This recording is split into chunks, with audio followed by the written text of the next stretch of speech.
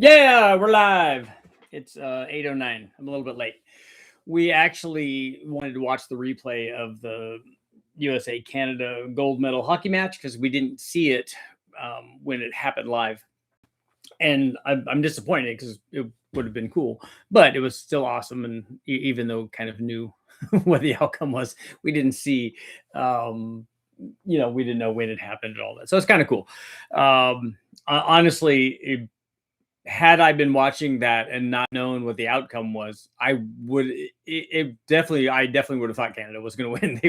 They were I think by all measure, they were the better team. So the USA, I'm glad that they won. And I remember back in '80 with the last time that they did it, it was a pretty big deal because it was, it was the whole Cold War thing going on. And they made a big deal politically. Honestly, it was a hockey game. And unfortunately for those guys, for the Russian team, ended up basically destroying all of their lives because they were heroes in their country for a really long time because they were the best team ever, and nobody could beat them. And unfortunately, their lives spiraled after that because the people, the Russian government was disappointed in them, so naturally they didn't get treated very well. But so this was a different thing. Hard to be mad at, hard for me to make Canada the enemy, even though we have the Canadian double touch thing, which I thought was hilarious. I thought that the reaction in the curling from Team Canada was interesting. Just right away you get up on the chip, and because it's funny because I look at that and I think, yeah, I get that. Because I see racers, like when something happens, and especially now that we have videotape of everything, that you're like, look, this happened. This is real. No, it didn't. And the people in racing get it. I never jumped. Dude, you jumped. Look, you can watch it in slow. That's wrong. That doesn't mean anything. It's the wrong angle. It's whatever. Like, no, it happened. Just say that it happened and then move on. I mean, it's, but what are Olympics without some problems, some things to complain about and all that. But I'm sad that they're over because I think that they bring people together. They people from all over the world, and the people that have gone over, and first of all, I salute everybody in the Olympics because they did an amazing job. They've given up so much of their life, and they've the struggles that they go through, and the stories are amazing. And the one thing that people that have been in the Olympics have said is that when they go there, that there's just so many great people that they get to meet from all over the world, which is an amazing thing. So that's awesome. And I love that, hopefully it brings people in the United States together, because we could use obviously a lot more of that right now, which is awesome. But I was down at Westech testing, which was also awesome, because I got to see the guys from Westech. See Evan, who now runs the place.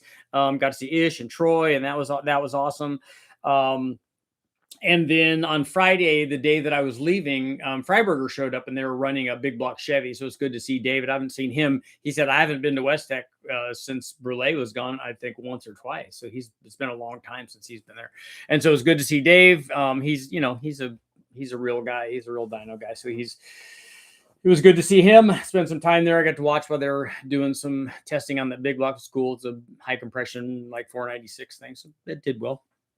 You can check out David's Instagram and Facebook stuff. I think he's got stuff out there. He's probably going to do a YouTube video on it too, I would imagine. So you can see all the information that's on there for the big block build, and then what it's going in, I guess, and probably all of that stuff, which is good.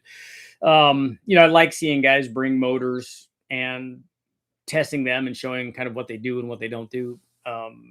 For me, and I was talking to a couple of guys there at Westech, and we were basically of a like mind, saying that, hey, there's no way that I would build a motor and put it in a car and never having started it and never have it run. I don't know if it's going to work. I don't know if it's going to do the thing that we think it's going to do. Like, I put together a lot of LS motors, but I wouldn't just put one together and then with nothing else, never having run it on a run stand or anything, just go put it in a car and hook everything up that is associated with going with a car, the transmission and the headers and the exhaust and the front accessories and all that stuff, and then just hope that everything's okay.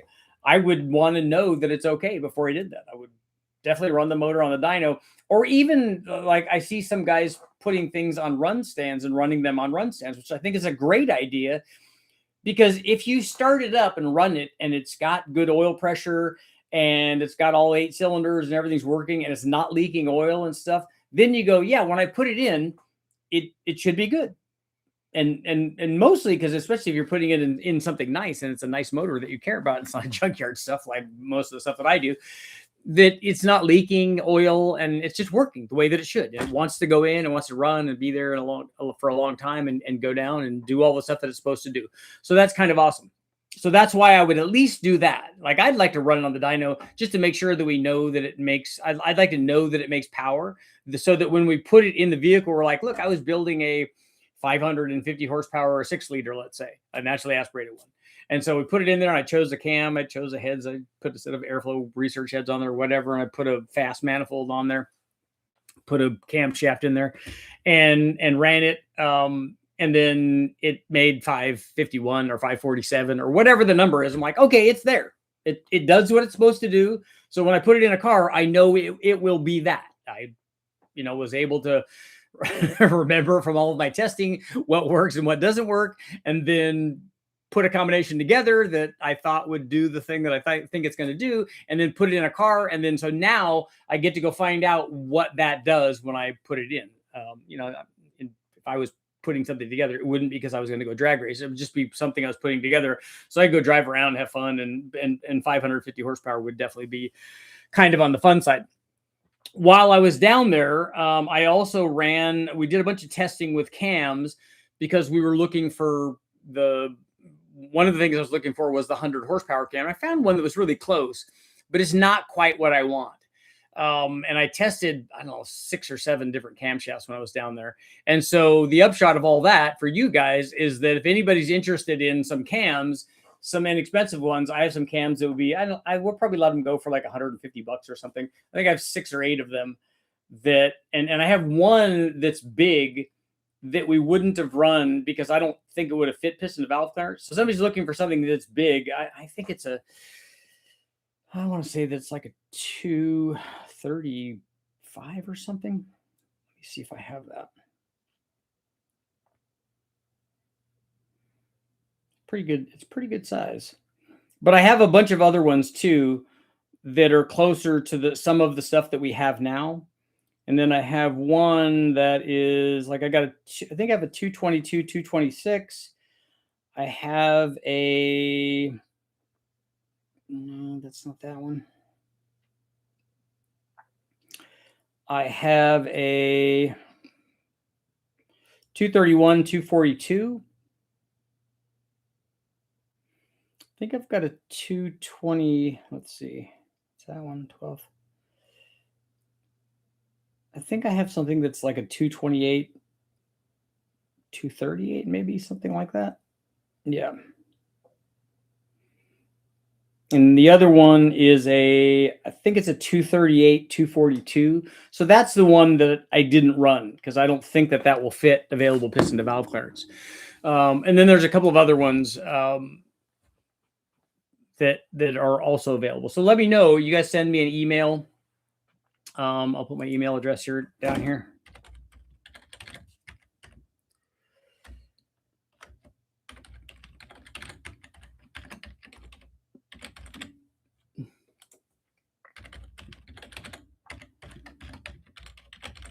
Just wanted to mention that. Why do you keep doing this on me?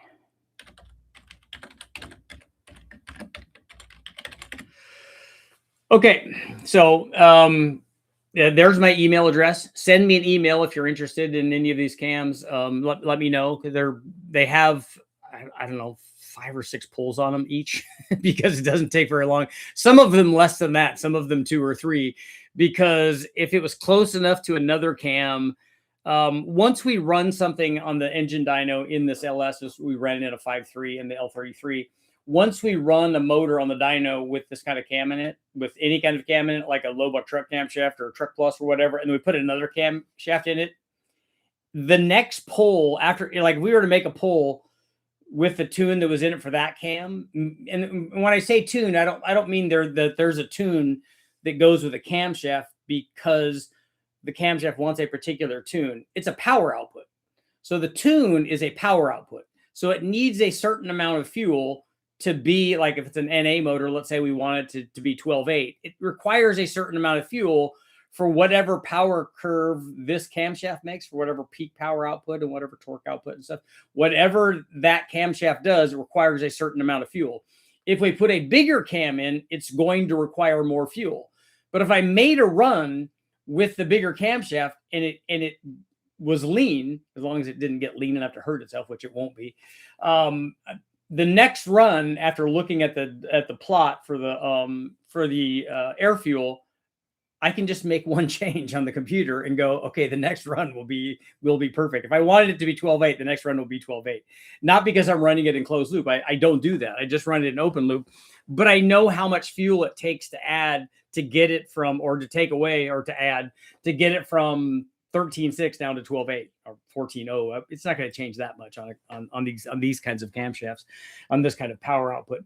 But the next run will be right, and then I would probably make one more just to verify that it's right and go, okay, that's what it does. It doesn't require a different timing curve, because we know that motor makes, with that piston design and that cylinder head combustion chamber, that motor makes maximum power at the 29 or 30 degrees that we have in it right now, and so it's all right. It's very, very, very easy to do.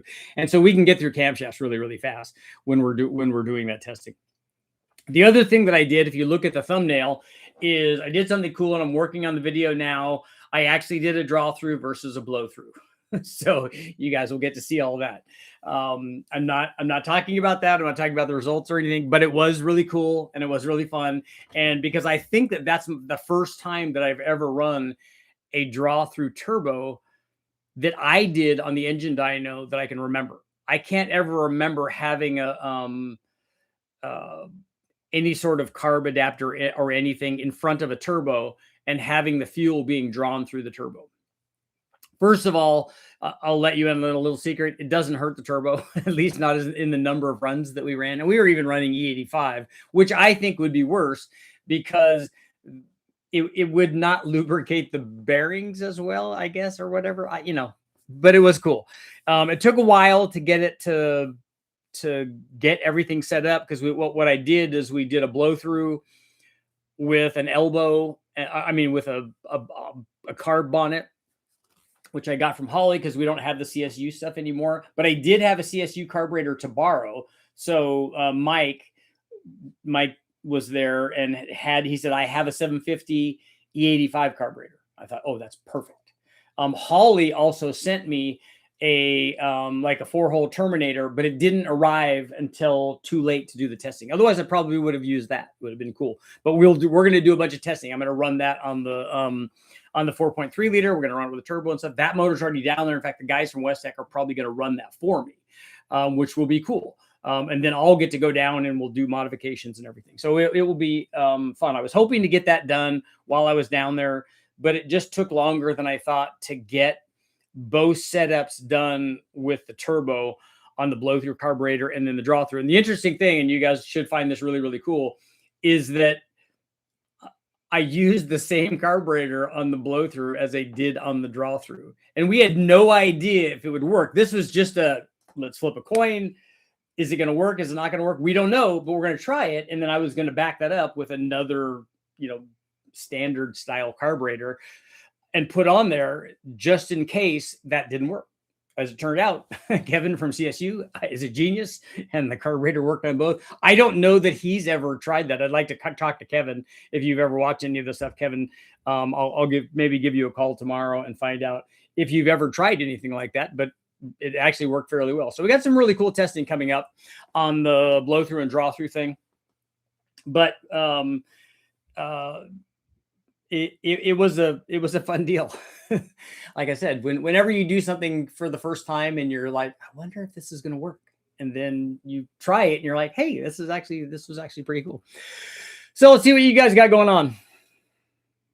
Yep, I'm alive. I am alive. While I was down there, I didn't do any live feeds, which I normally do. I try to do them, from this is Richie in the truck kind of thing.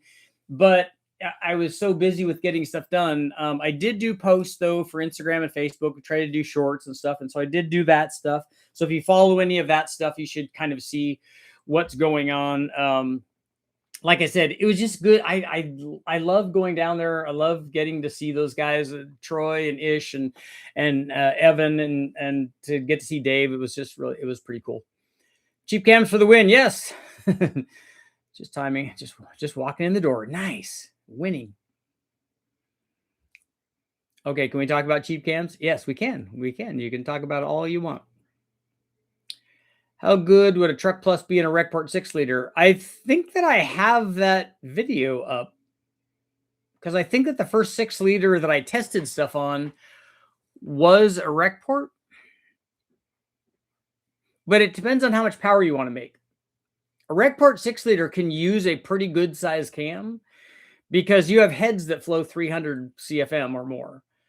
And so on a 6-liter, you can, if you put a cam in that's bigger than the Truck Plus, something that's 230, 232, 233 or whatever, you can make a lot more power. So it depends on what you're trying to do. Drive by day, what's going on? Cams with the biggest split, 220, 240, 230, 250. What's the biggest you'd run in a radical NA combo? Well, do you think that the big split is the answer to the power curve that you're looking for? We've run cams with 20 degrees of split before. But again, is that the answer to what you're trying to achieve? Just want to say what's up before I'm off to work. Work in the AM. All right, man, get some sleep.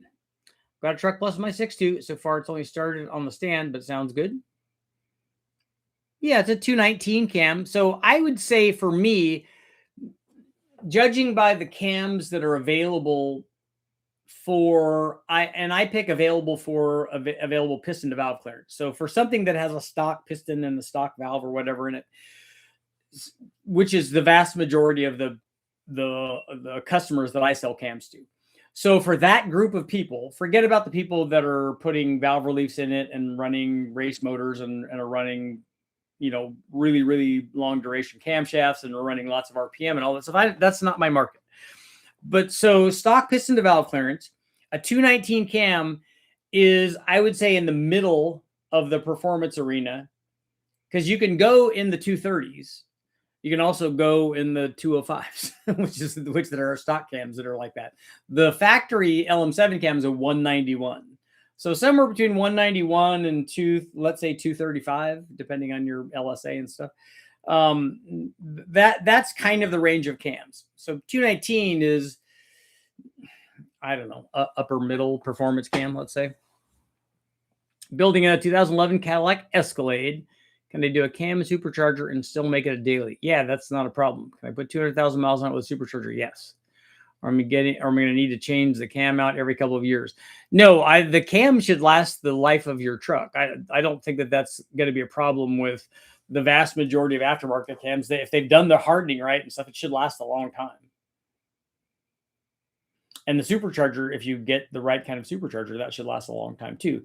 The question, I don't think so much will be those parts as it will be making sure that you have the right tune and stuff. Scottish, what's going on? Or should I just do a cam? You could do a cam now and see how that is and then put a supercharger on later. Or you could put boost on it and just run a stock cam that will last a long time. Should I keep the VVT in my L99 or just go 3-bolt?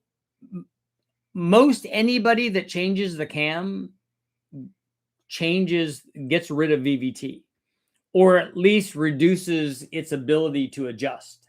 Because most cams, again, we're talking about the available piston to valve clearance. With VVT, when you go to a bigger cam, you lessen the ability for it to swing the cam because the pistons will hit the valves. And so you've taken away a lot of what VVT had to offer by minimizing the amount that you now can adjust it. Performance cams usually are 3 or 4 degrees that they limit it to if you have a limiter, a VVT limiter, or an eliminator or a delete. It's just a solid block. And so now it just becomes a solid cam. I mean, not a solid cam, but a non-VVT cam. And I would say that's probably what most people do. Western Kentucky. Let's see, where's Bardstown at? That's where is that Western Kentucky? Oh, let's see. Would you think a 224 cam would make the same curve as a 220-206 cam? I don't know. That would be an interesting test. I doubt that they would be exactly the same. Is there a benefit to a cam with a more aggressive ramp rate with a good valve train? There is the benefit of a more aggressive ramp rate can be more power, but it's usually at the expense of longevity. So it's much harder on parts. You still have the 3.8 Buick engines. I have the 3800 Series 2 stuff, if that's what you're talking about, the supercharged stuff. I still have the L67 and the L32. Can't work right now. Car lift is messed up. Uh-oh. Wily Coyote draw through is on my bucket list. It just seems dangerous. Yeah, there's some stuff to discuss there. What are the lifts and LSAs on the cheap cams? I'm not going to go over all of them right now. If you're interested in the cams, let me know and I can send you the specs. Building a 408 cubic inch LS3 heads, TSP 224, 228. A good low end torque with a nice chop. Yeah, that should be that's almost a single pattern cam. A 110 is a fairly tight LSA. That's kind of a smallish cam for a 408. So it should be good. It should be torquey down in the area that you want it to be. I like the sounds of big cams, so I always enjoy the split. Okay. More exhaust duration usually helps the top end, generally speaking. I've parked my van until, let's see, till May. This year has started really slow at work. Down about $1,500 a month from last year. So racing's on the back burner until work picks up. Auto industry's hurting. I'm sorry to hear that, man. I'm interested in a K-Tech cam for an LS. I know they're a reputable company, but how do they compare to other cams and companies? I haven't seen much. Well, I don't compare cams based on the company that made the cam. I compare cams based on the specs of the cam and the valve events, and then we compare them on the dyno. So it doesn't matter to me that it came from Texas Speed or BTR or K-Tech or whether it's a stock cam. None of that matters to me. There's not one manufacturer that knows how to make cams and then everybody else doesn't know how to make it. That's not the case. Everybody knows how to make power out of LS cams. So the question becomes, where do you want your power and how much power do you want it to be? And then you pick a cam, because every cam is going to have some kind of trade-off. You know, if you pick a cam that's really good on the top end, it's going to be soft down low, and then vice versa. Rebuilding an LY6. Can you gap rings so the boost could be a future ad, or if you gap rings for boost, you need to run that way from the start? You can gap the rings now and then not worry about it. Then you can always put boost on. It's not going to hurt you at all. Just put ring gap in it. Was there ever going to be a Big Bang? There's going to be a Big Bang 3800. Yeah, but not a 3.8 Buick Grand National motor, just a 3800. Twin 6262s, VS Racing, next gen 3 turbos. Excuse me, Trinity intake, 6 liter. Booster ID balance, forged bottom end, stage 3 turbo cam. What power are you trying to make, Nathan? And what are you trying to do with it? A 245 cam is a gigantic cam, and it's going to be really, and a Trinity intake manifold. I'm assuming that all of that stuff for you is. Are you talking about an 8,000 or an 8,500 RPM motor that you're trying to make here? I know we're going to talk about the 1400 LV3 stock block and crank by Skog and Dickey. The one that I saw, what's his name did? I didn't know if it was a stock block and crank though. Jim, was it Urban, or I thought it was Keith.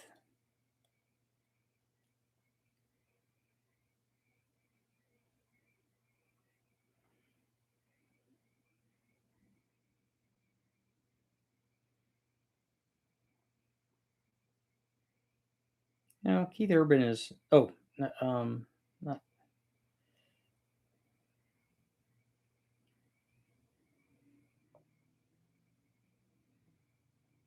let's see. Kurt Urban, yeah.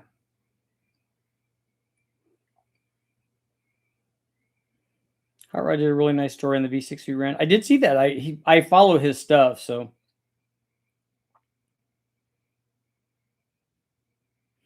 Yeah, that's a pretty cool deal. Wanting to add an M90 to my stock 4.8 Silverado, but don't want to dump a lot of money into it. Just looking for more horsepower down low. Kind of skip a cam. Yeah, you can. You can run it with a stock cam. The M90 setup, the way that they have it set up with the adapter and stuff, you're going to lose some bottom end from the intake manifold change because you have to use either a low ram or a high ram. I'd use the high ram if I think that it'll fit under the hood. And the boost will make up for some of that, but you do trade off some of that because of the intake manifold. 3.3 pulley. Yeah, I think to get it to make good power, we had to run a smaller pulley than that.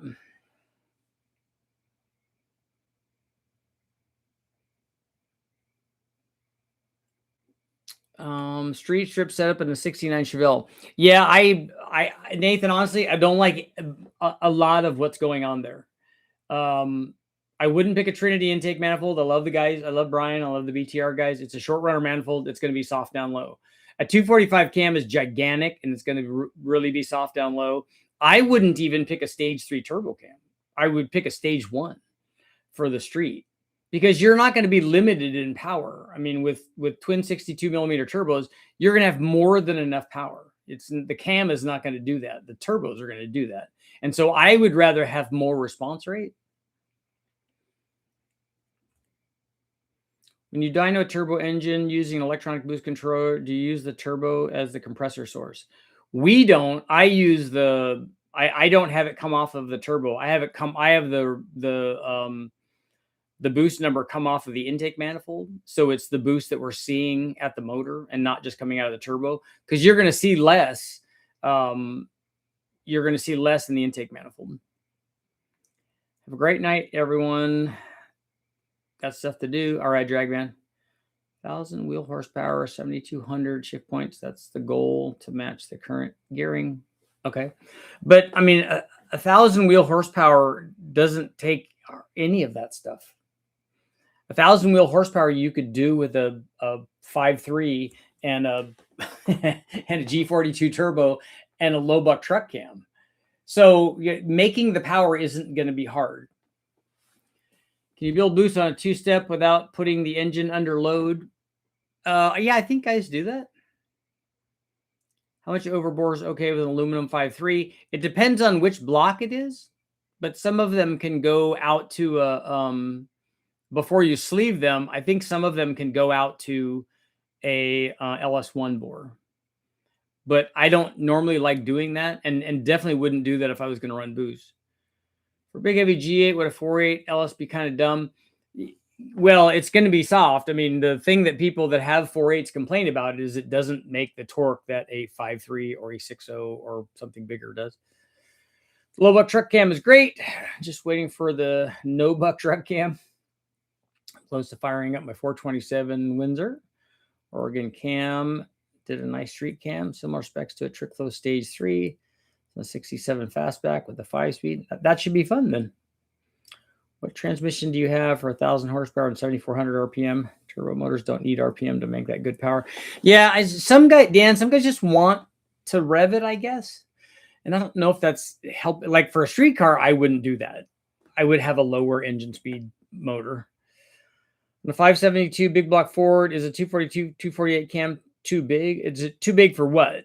It's too big for a stock idle, but it's not too big it's big enough to make good power with. I was looking at 20 over pistons. Yeah, 20 is fine, but a lot of old information on 5.3 says no more than 10. Only the other aluminum blocks, the LS1, LS2, and LS3 can't be overboard very much. The 5.3 stuff can. Not cheap, but have you tested or plan to test Radar cams for 8.1s? I have a cam that we already tested on 8.1, and we have it available for sale. So it's not quite as good as a ZZ502, but it has the standard 8.1 pattern. So it's up on it's up at richardholdnerperformance.com if you want to take a look at that. And I also have, for the 8.1 guys, I have a Dart intake manifold, a Dart carbureted 4-barrel intake manifold for the 8.1 guys. I'm gonna list it for sale tomorrow, I think, if somebody's wanting that. What top and bottom ring gap on a 5.3 LM7 OEM rings for 3,500 and low buck truck for 15 psi? You want 6.5 thousandths per inch of bore, and I do both the top and bottom the same. What cam would you recommend for an LS3 with a 386 stroke streetcar? That unfortunately doesn't tell me enough to know what kind of cam you want, because it's not what kind of cam I should put in it or I would want to put in it. It's what cam you want in it. So you got to tell me what else you're trying to do, like what kind of idle quality you want, what kind of power curve, where do you want the thing to make power, what are the other things in the motor, what transmission you're using, what converter you want to use. All of that stuff matters. And so we would like suggest a cam for the thing that you're trying to do. Streetcar is gonna annihilate the rear tires, be like driving on ice. Yeah. Just picked up an 89 Plymouth Voyager 2.5 turbo. Nice. See your old Omni video. The guys at the car farm that basically did most of the work on the Omni. I took the car back there and we built a motor for it, and then they ended up painting it and doing all kinds of stuff. It's great, Ben and Brian. But Ben has a van with a 2.5 turbo in it, which is cool because vans, you know. Any recommendations for companies for parts for these old Dodge turbos? Yeah, there are still guys that do it. BTR Stage 3 turbo cam specs are much lower on duration and LSA than the custom cam. I'm assuming 224, 240 something. It'll be much more responsive than 245. Yeah, it'll be way better than that. Their Stage 3 is a 224.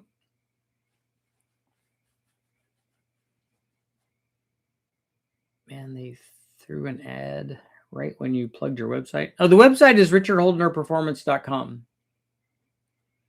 Have you done any videos testing out an LSA? I haven't. I've never even... I think the guys at Westech have had some LSA-powered things there, but I've never run one. In the market for a Gen 2 CTSV, and love some actual part data on that engine. There's been lots of testing on those, and there are a lot of guys that have done ported versions of those and all sorts of things. The guys at BTR have done a bunch of tests with them. So they kind of know what they do. I got a van down by the river.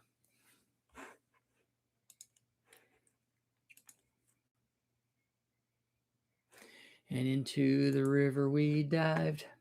Overbuilt, what's going on? That's the boss. That's Bruce. That's my jams. Okay.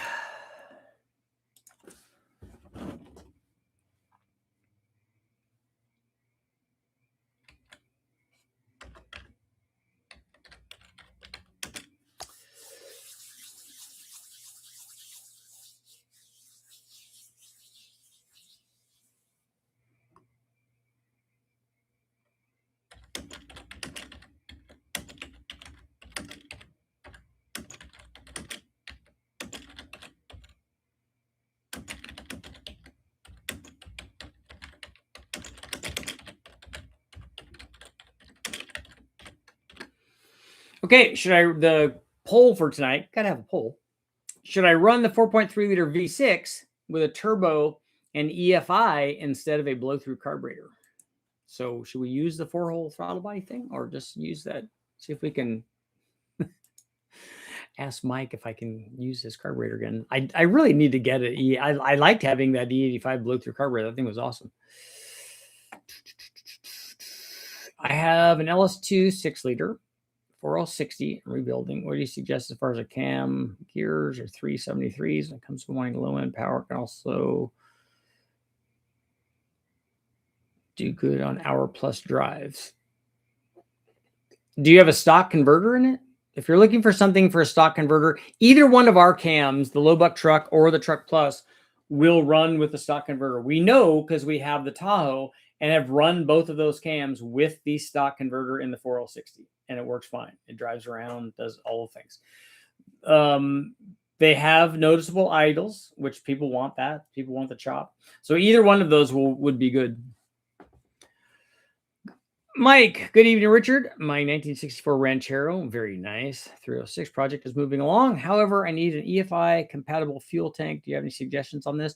Don't they have conversions for those tanks?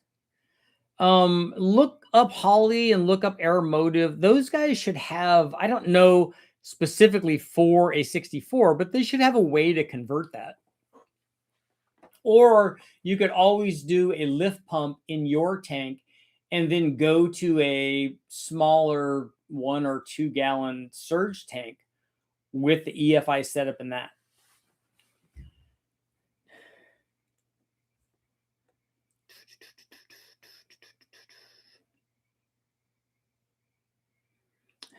Just petting my cat. What's the next video you're working on? All the testing at Westech. The next video is blow through versus draw through turbo.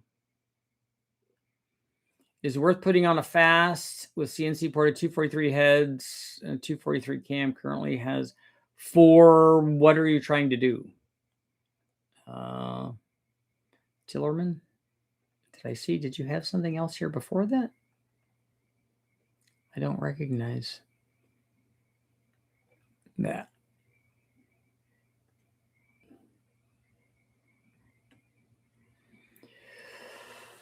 A fast will make more power. If this is your first question, a fast will make more power than your LS6 intake. Definitely. So is, I don't know, 18 horsepower or so, which is what it's going to do. Is that worth the extra power for you?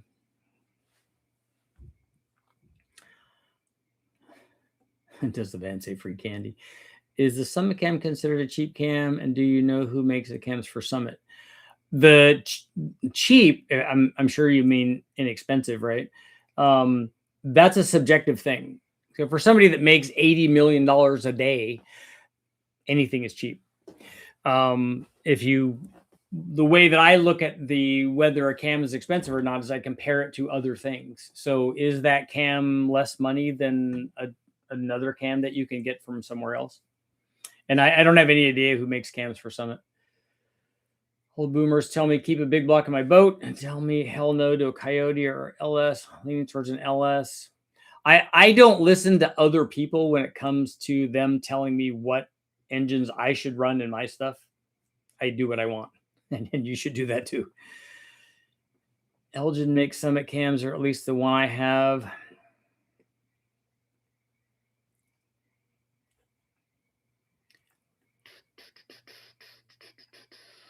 Yeah, I hadn't heard that. My transmission builder told me not to spend my 1,000 horsepower 480 over 7,200 without more upgrades. I didn't ask what upgrades because I only spent it to 7,000. Apparently they don't like it. So the transmission RPM is a problem. 4.3 spider injection or TBI. What intake is on the 4.3? Right now it has a carbureted intake manifold on it. It has an Edelbrock. I just did a DIY in my Land Cruiser tank. Yeah, you can cut stuff and weld it and put in a new assembly. It's a little bit involved, but keep the big block in the boat, especially if it's raw water cooled. I'm in the process of putting an LT4 TVS 2300, the custom manifold for cathedral port heads on an iron 6-liter, nice, and a Silverado. I'm going to either order the low buck truck cam or the bigger truck plus. What transmission are you hooking it to, and what is the converter? That's the only thing that's going to dictate that. The rest of the stuff doesn't really matter. Either one of them will work with a blower. Either one of them will work under boost. Either one of them will make good power. One of them makes more power above 5,000. The other one makes more power below 5,000. So whatever you want that to do, it will do that. And then do you want it to, both of them have a similar idle quality. Have you seen the hot rod wideband test? Is that something that they did a long time ago? Because I was at Westech when they did wideband tests. Should I rebuild my LT1 that spun bearings, or better off finding a different base to start with, like a 6-liter for a 95 F body? What LT1 are you talking about? Like a Gen 2 LT1 or a Gen 5 LT1 or a Gen 1 LT1? Have you ever done a fuel injection comparison? We've ran all of them. I feel there's definitely an advantage to certain injectors for tunability. I would say that there are a couple of problems with injectors. One is if the injector company doesn't have injector data and you're trying to use a factory EFI setup, that's difficult. The other thing is if the injector is too big and they don't want to idle down. Otherwise, I haven't seen big issues with different kinds of injectors, at least for what we're doing, for getting the thing to be, 11 to 1 or 11.5 to 1 or 12 to 1 or 12.5 to 1 NA versus turbo stuff for doing that. I haven't seen that. We have seen the other things where it's problematic for factory EFI stuff, as I suggested. I'd keep the big block. Have you tested E85 and inlet air temps like intercooler and non? An inlet air temp, for you to measure what the temperature is, you have to measure it after you introduce E85. And if you did that on a port injected thing, you're measuring it basically like in the head, and that becomes more difficult. And also any sort of measurement you would take there'd be a lot of liquid involved. Gen 2s have a ton of problems. I mean, I think it's a lot more user friendly to use something else because of the ignition system on a Gen 2. It was originally out of a 97 Z28. Transmission is a 4L80 with a 2800 stall, the 488 gear. Okay, so you got enough stall. So if this was the question about the camshafts, I probably would put a Truck Plus in it. Hey, I was going to do that M90 fifth on the 4.8.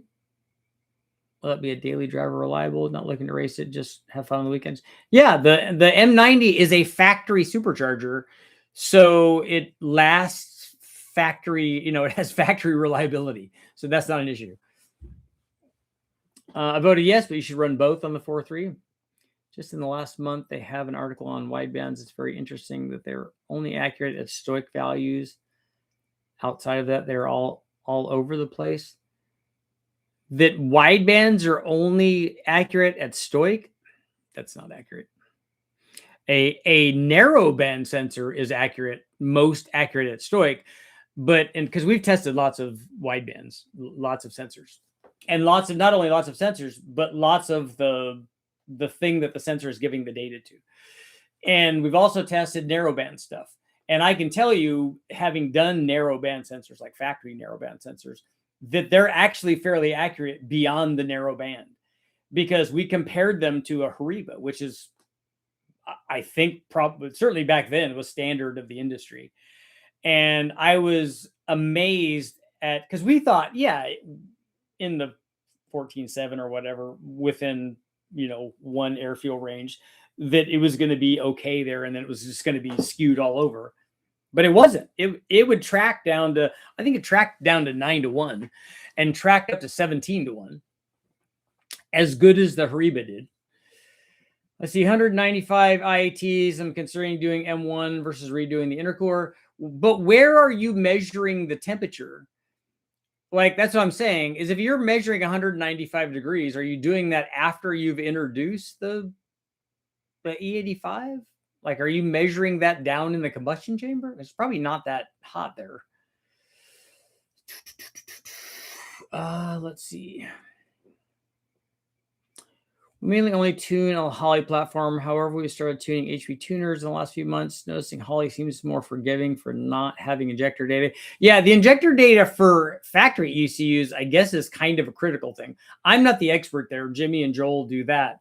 And that's why I was adamant that after going over all that the injectors that we have injector data for them. It's because a lot of guys would be putting them not in standalone systems, which makes it easy because we just put it in and go. A lot of times I don't even look at the injector anymore. I'm just like, well, we put it in. Oh, look, it's too big, or look, it's too small. And then I scale the whole thing and go click, click, click, click, click, click, click. Oh, look, it's getting happy right there. And so, because we know that if I have done the thing where, it idles right at the right air fuel, And then as I transition, it transitions correct. And then if I put in a different injector or a different engine family and the idle portion of it's wrong, and I fix, and I'll highlight the whole thing. And I'll just start adding fuel or taking away fuel, whichever direction I need to go in. And when I get it right in the idle zone, it's pretty close everywhere else. If the poll question is spider injection versus carb, the carb might be less headache. Do you even have upgrade injectors for the spiders? Yeah, there are upgrade injectors for the spiders. I've been contacted by a couple of the spider guys, this is Spider-Men, and they've told me that they've made those work under boost and stuff. Richard, I could have sworn you did some 543 valve stuff. I completely are thinking of a different motor. I recently bought an 08 F-150, and I bought a bunch of aftermarket parts. I've never done a 543 valve.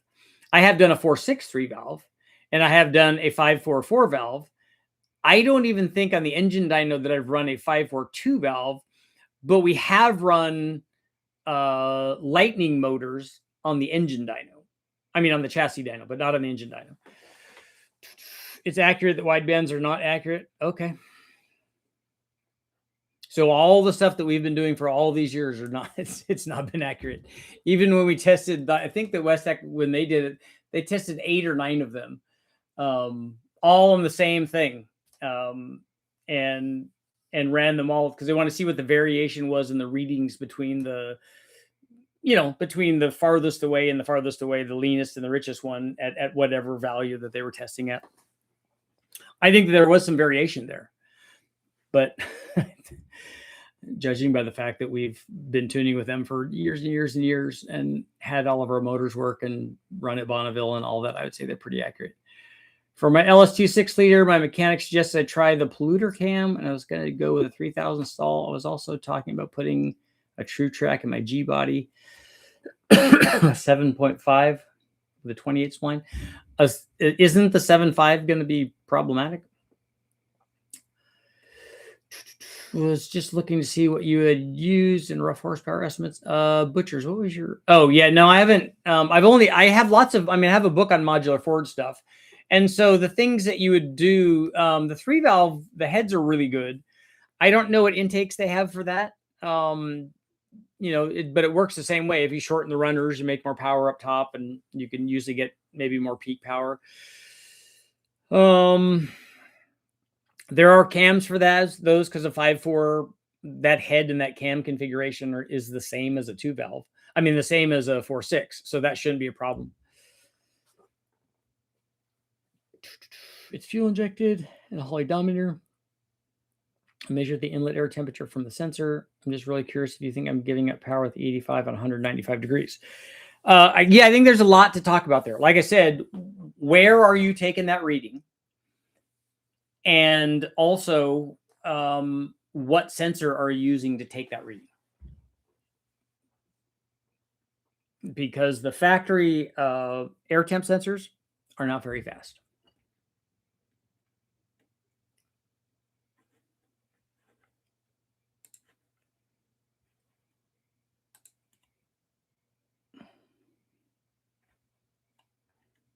Why do we get bots in here? Aren't all accurates more accurate? But what does that mean though, Dan? Does that Holly does a lot to cover up bad data when closed loop, but they don't have torque-based controls like factory eSIMs, so it's not as critical. Yeah, he's blocked. I didn't even see that because I hadn't scrolled down to that yet. I don't know what that deal is. Found a video earlier that I still need to watch. It's a twin turbo 4.3 V6. It makes 4 digits. Yeah, that's a cool one. That's urban stuff that they did. Skog and Dickey, I think they did it there.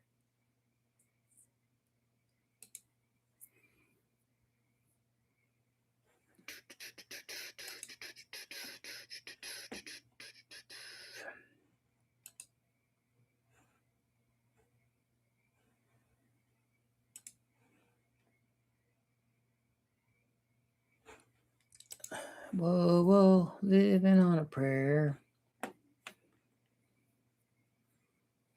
Yeah, what is it with people? I don't know if that's bots or if that's Somebody doing it. Dude, just stay here and hang out. We're cool. We're cool people. Except for me. Everybody else here is cool. Whoa, whoa. Living on a prayer.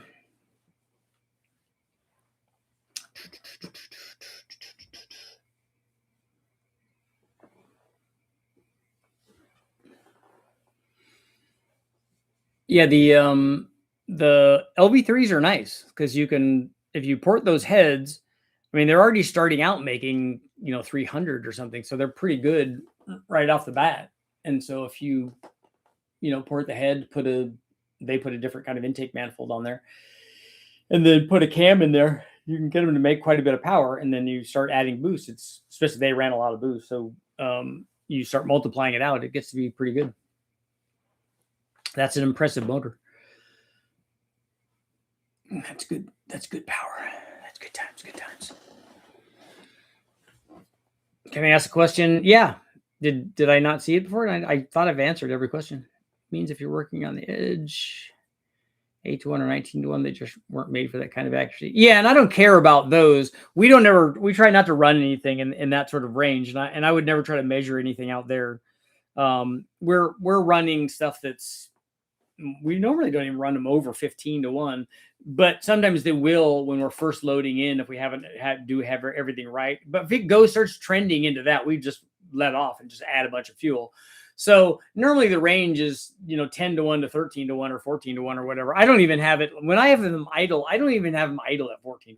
I have them idle at 13-1 because I don't care. I bet Volkswagen would like O2 sensors to be inaccurate. The 195 is just what my manifold absolute temperature shows. I understand I can get true cylinder temps, just looking for some kind of data and information on what inlet air temps are too high for the 85. I don't know.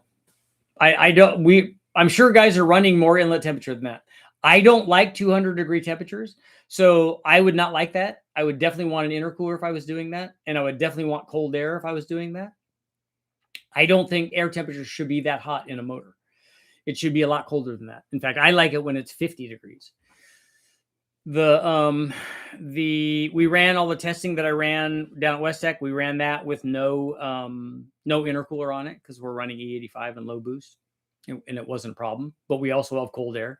We also have cold water temperature, so it's not a big deal. My point is that your inlet air temperature probably is hotter than that if you're using factory data. If you're using a factory temperature sending unit, it's probably hotter than that because you're not picking up. It's not reading fast enough for it to see the change. Is there a cheap way to upgrade and swap the 10 bolt in my 2002 Camaro? Does anybody have a good anybody have a good bolt-in thing for the Camaro? Why pick between carb and EFI? There's benefits to both, headaches to either. You can, pick whatever you want. My job is to tell people what they do. There's not an absolute thing. I mean, we voice it that way when I do, when we do headlines or thumbnails or whatever, just so that you get people arguing about it, which is good because we want people to watch the video. But in the video, we talk about the fact that, look, a carb does this. Well, it makes good power because it's has charge cooling. But it also, there's a reason that why nobody uses carbs anymore, at least not the OEM level, because you get way better fuel mileage and way better emissions and way better everything else. You can have an optimized air fuel that you want under any sort of driving condition and any sort of environmental condition with fuel injection. You can't have that with a carburetor. You'll never get that with a carburetor. And so that's why they don't do that. But if you ran a 4-hole fuel injection and port injection or 4-hole carburetor or a throttle body and port injection on the same intake manifold, which a lot of people don't seem to understand that the carburetor makes more power because it has charge cooling. And then I get the fuel injected guys. I always get this with the fuel injected guys. Oh, you didn't try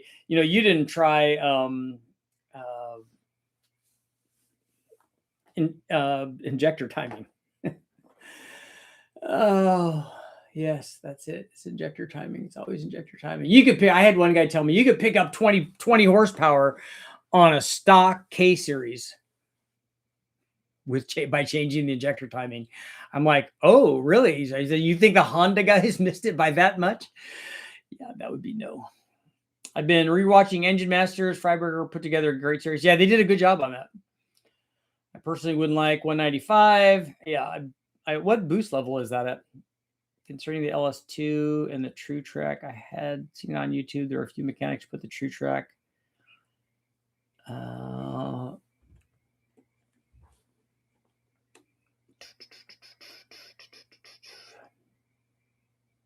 28 line axle in. It was cool. Okay.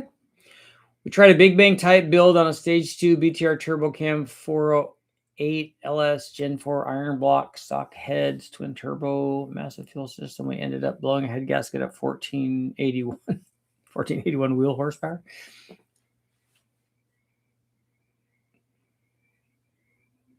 Why would you hurt a head gasket? Did you have stock? Oh, an LS3 head? Yeah, I don't think that the stock head is a strong. So do you think that you had too much timing or something in it? Is you think that that's why you hurt it? Everybody seems to hate 3 valves. Bought a set of aftermarket cams, new billet timing chains, phasers, a set of headers, billet timing chains, just to make it reliable. Okay. Yeah, you can. There are cams. You just got to make sure that you have enough piston valve clearance. But there are cams that would definitely help power. Couldn't get 4-bolt heads to stay down, even with 1/2-inch studs.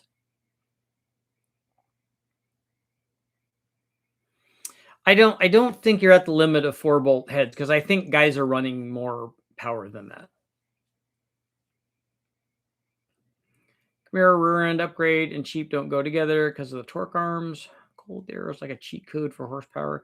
Yeah, and it's just like it gets so much happier when you go from like an air to water and then you put ice water in it and then you make a run. The motor's just like, oh yes, this is the stuff. Do you have an opinion on Amazon carburetors? Are all the carburetors that are offered via Amazon, are they all universally the same? I don't know that I've ever used one.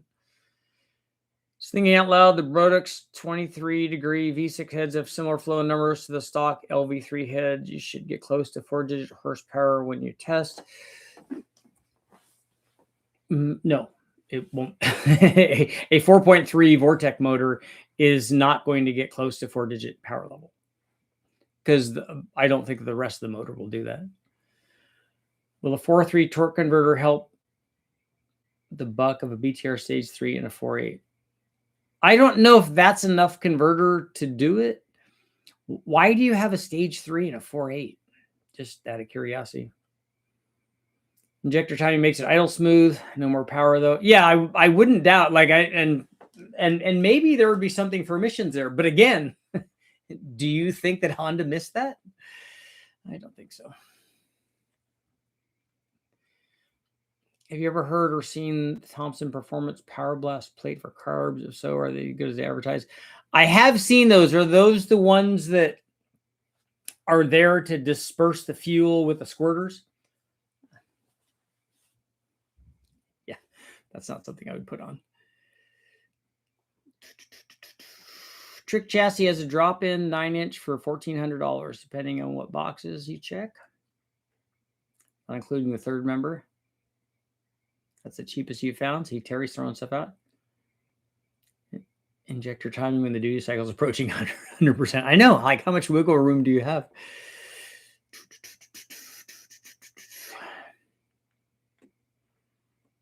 When injector timing equals yes. Have you seen the machine Gale Banks uses to measure cylinder pressure in diesel engines? Basically used to keep engines at maximum survivable cylinder pressure. The guys at BTR have the transducers too. It's called a Plex system is what they use. I've not seen the one for diesel stuff. I've used a 2-barrel Weber knockoff and a Ford 2300 knockoff, but ran away fast from cheap 4 barrels. I've never used anything from Amazon. I don't even think, I'm trying to remember where I got the AMR 500 supercharger. That might have, I don't think that was from Amazon.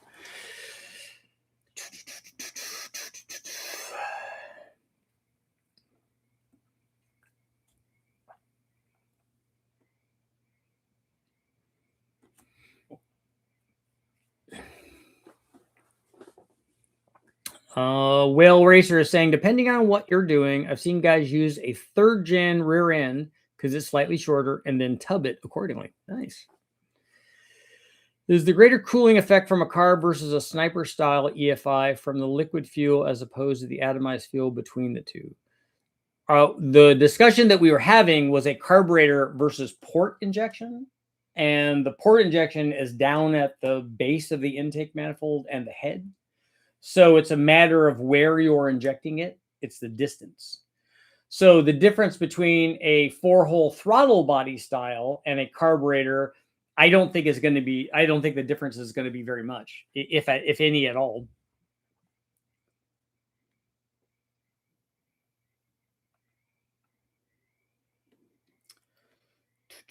So you want to have a website for a guy to learn about injector sizing? I'm building a Gen 462 that I'm looking at max NA torque.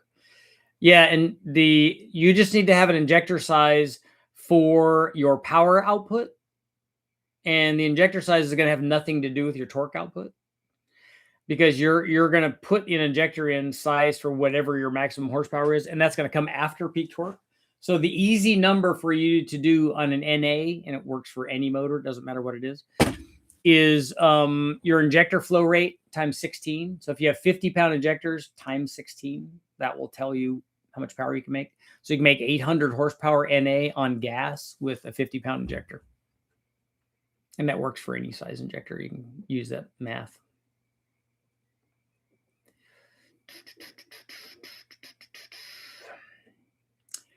Richard, my carbureted 85 4i, nice. Got identical mileage to my 91 car with its EQ4, same engine, and both 5-seed.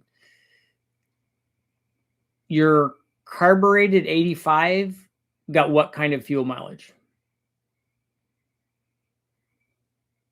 Because I don't think a carbureted Mustang gets EFI fuel mileage. I know that you want carburetors to work. I get that, but I don't think that that's a real thing. I have a little bit of experience with Mustangs.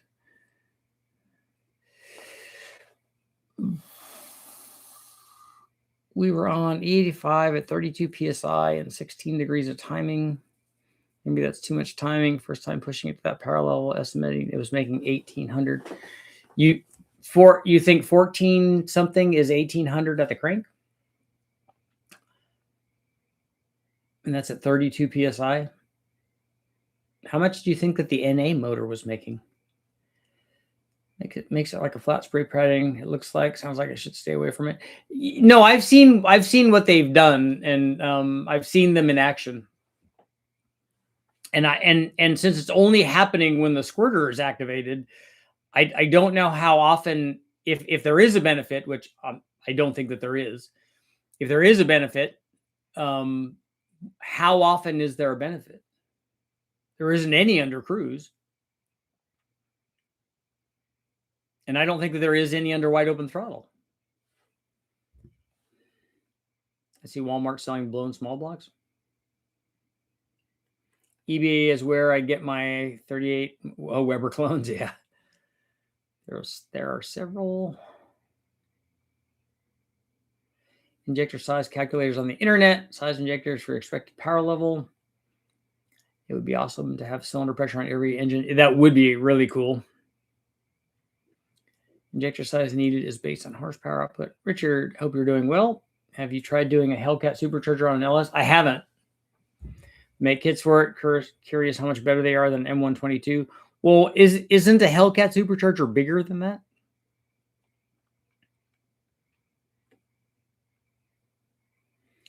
Does cranking compression we see on a gauge correlate to like running speeds? Would an engine that can't idle from having a large cam have low cranking compression?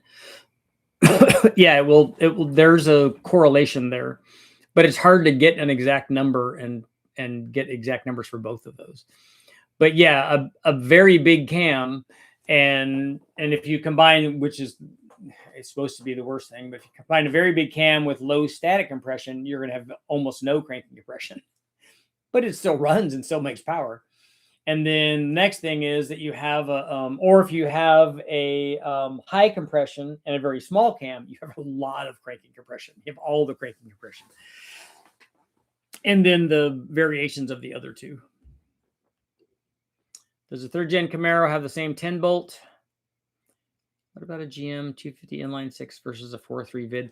I don't have a 250 inline 6. The only one I have is a 292.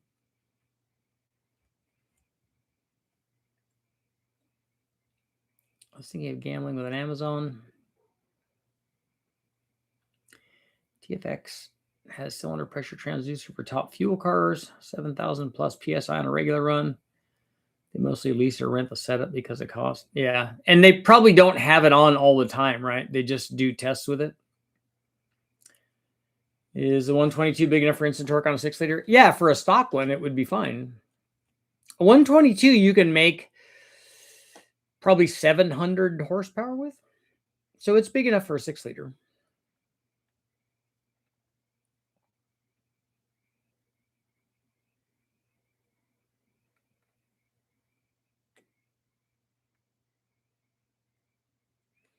$1,480 wheel horsepower at 32 psi is estimated close 600 horsepower NA crank on the 408. Yeah, I think that would be realistic, right? And that's a steel crank 408. So is it just is it an iron block, Nathan? That's a lot of power. We were picking up roughly 40 horsepower per pound. What turbos were on that? Or turbo or turbos? I'm doing, I think he told me. I just don't remember now. I'm doing a 92 LT1 quadrojet. What cam would you run? Going in a trail rig. What's a trail rig? Station test got it at 22 miles per gallon. It's easy math. Not hard for me to tune it. Was that on the freeway, Kevin? Sounds like a fun power plant. Yeah, it's making a lot of power. My 5-liter on the freeway would get way better than 22 miles per gallon. And I know because I drove it. It's the only car that I had, and I monitored it all the time and drove it up and down, like this Westech thing from Southern California to Northern California many times, out to the Silver State many times, all of that stuff. In fact, we did a fuel mileage test for Real Street Eliminators and drove around this loop that they had, and then had to refill it and monitor the fuel mileage on it. Have you noticed there are 2 different Gen 4 LS rods? One has oil grooves on the side of it, of the big end facing up, shooting the piston, and those are to spray the piston with oil to cool them. I've never seen oil-cooled ones. Are those for maybe an LS9 or something? Does anybody know about that? 292 would be good. I don't, the 292 testing that I've already done, I don't think I have I don't know if that's a good indication of what a stock one does. What's Brule doing now? Yeah, I talked to him. Yeah, I talked to him quite a bit. In fact, I called him when I was driving back. I wasn't able to get a hold of him, but I do talk to him. He's doing good. Iron block, steel crank, twin 6789. Yes, Racings, dual ball bearing. Twin 6789s. Oh, did you pick a 6789 because it was a 408? Going in a Toyota FJ. We know what the F stands for. 92 LT1 quadrojet. So you have the 4-barrel manifold on it? Okay. Toyota FJ. Okay. So you want low speed torque? So I'd put a small cam in it. I'd put like a 212, 218 at 50 probably cam in it. I'm sure a lot of people have something like that. Do you have any videos on aftermarket rod piston build 5.3s for boost? Yeah. But the aftermarket rod and piston doesn't matter. I mean, because since we've done, 1,300 or 1,400 horsepower with stock stuff, the fact that it has a rod and piston in it is not going to take us really any farther than that.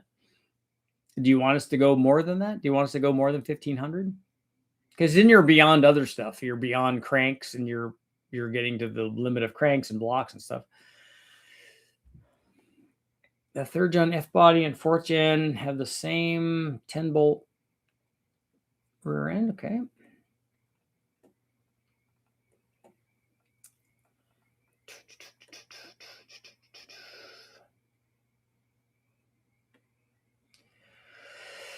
Mostly in some street. I drove my 91 cross country twice. Yeah, they are good. I miss my Mustang. I really want to get it back. It's out in Roswell right now. The carburetors were great, Kevin. They were great even as a draw through. I was amazed. And we did a test on the vent tube extensions, which was a big change in air fuel. When you said Camaro rear end, you're referring to me and the LS2 because I did see talk about the Camaro on YouTube. My 2.5 turbo Spirit was a hot stock car. I put an air-to-air intercooler on it. Made a big difference. I put a water to air after that. Put my 3rd turbo on it. 275 horsepower. Turbo Spirit. Did your 2.5 would have been a T1 motor, right? It would have been a draw-through non-turbo thing. Although a later 2.5 could have been not the draw-through anymore. It could have been the regular blow-through thing, but it was non-intercooled, right? Aren't the 3rd and 4th gen rear ends still 7.5? I thought that they were. Ordered the big RUS EFI, Russ EFI, I guess, for the V12. Going to run the cheap one in semi-sequential and wasted spark. Let me know what happens, man. 7689. Oh, okay. That makes a little more sense. I was wondering why you had so much hot side. I ran propane carbs tuned for lean cruise. Got very similar mileage to TBI, but with more compression and timing.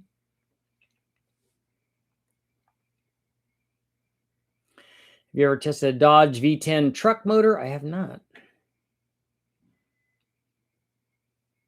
I'd probably go with a modified 8.8 Ford. Yeah, those are readily available. Is a 1980s 5.3 Jag engine. Oh, is that? Most likely will not run anything better but the... I don't know what that is. Maybe talking about the fuel injection, I guess. The inputs and outputs. The V12 Jag was made till 1996. The last year's were 6-liter V12s.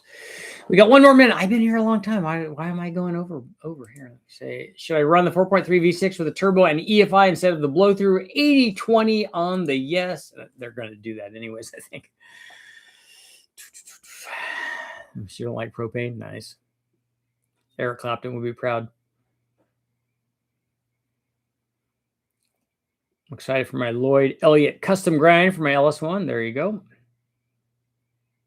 What kind of compression would you run on a street strip motor making 1,000 horsepower and E85? I don't know. Somewhere at 10 or less.